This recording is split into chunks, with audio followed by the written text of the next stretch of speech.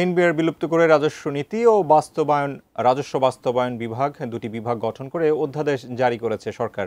এর প্রতিবাদে আগামী ৩ দিনের কর্মবিরতি ঘোষণা দিয়েছেন এনবিআর কর্মকর্তারা। এই বিষয়ে বিস্তারিত জানাতে যুক্ত হচ্ছেন সহকর্মী গোলাম কাদির রবু। ৩ দিনের কর্মবিরতির ঘোষণা দিয়েছেন এনবিআর কর্মকর্তারা। তাদের এই দাবির বিষয়ে কি আছে আপনার কাছে জানাবেন। শাকুর, আপনাকে ধন্যবাদ। গতকাল মধ্যরাতে এনবিআর বিলুপ্ত করে যে দুটি আলাদা বিভাগ করে যে অধ্যাদেশ জারি করা হয়েছে, মূলত সেই অধ্যাদেশ বাতিলের দাবিতে অবস্থান কর্মসূচি পালন করেছে এনবিআর সংস্কার ঐক্য পরিষদ। তাদের বক্তব্য খুবই পরিষ্কার। তারা যেটি বলতে চাচ্ছেন যে তারা যে এনবিআরের যে সংস্কার হচ্ছে এবং সেই সংস্কারের উদ্দেশ্যে যে পরামর্শক কমিটি গঠন করা হয়েছিল, সেই পরামর্শক কমিটি যে রিপোর্টটি দিয়েছিল সেই রিপোর্টটি জনসম্মুখে প্রকাশ করা এবং সেই রিপোর্ট নিয়ে সংশ্লিষ্ট অংশীজনদের নিয়ে আলোচনা করে একটি অধ্যাদেশ জারি করা, যাতে করে সব পক্ষই যাতে একটি সুবিধা পায় এবং রাজস্ব আদায়ের ক্ষেত্রে যাতে একটি বাড়তি নতুন মাত্রা যোগ হয়, সেই বিষয়টি আসলে তারা নিশ্চিত করতে চান। ব্রেকফাস্ট, টিফিন কিংবা স্ন্যাক টাইমে মজাদার আয়োজন মানে অল টাইম ব্রেড।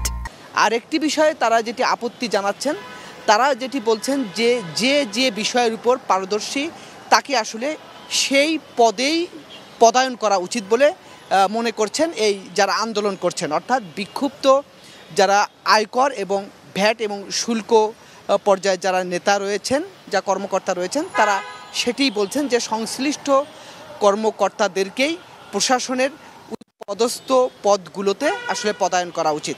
তাদের যুক্তি হচ্ছে যে একজন বিশেষজ্ঞই আসলে জানবেন যে কিভাবে নাগরিক সেবাটা দেয়া যায় কিংবা রাজস্ব আদায়ের বাড়তি গতি করা যায়। তো এটি হচ্ছে তাদের মূল দাবি এবং সেই দাবিতে তারা 3 দিনের কলম বিরতি অর্থাৎ কর্মবিরতি তারা ঘোষণা করেছেন এবং এই দাবি যদি না মানা হয় তাহলে পরবর্তীতে তারা আরও বড় রকমের আন্দোলনে যাবেন বলে আমাদেরকে নিশ্চিত করেছেন কর্মকর্তারা।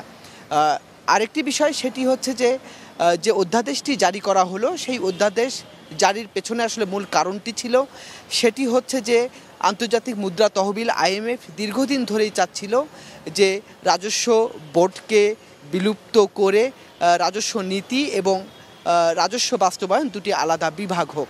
কারণ এই দুটি বিভাগ এক থাকলে সেটি আসলে সাংঘর্ষিক অবস্থা হয় এবং সেটি যাতে না হয় সে কারণেই তারা এই দুটি আলাদা চেয়েছেন এবং যে কারণেই সরকার আসলে এই পদক্ষেপটি নিয়েছে এবং সেই পদক্ষেপের অংশ হিসেবেই 53 বছরের এই পুরনো জাতীয় রাজস্ব বোর্ড বা এনবিআরকে বিলুপ্ত করে রাজস্ব নীতি এবং রাজস্ব বাস্তবায়ন দুটি আলাদা বিভাগ করা হয়েছে।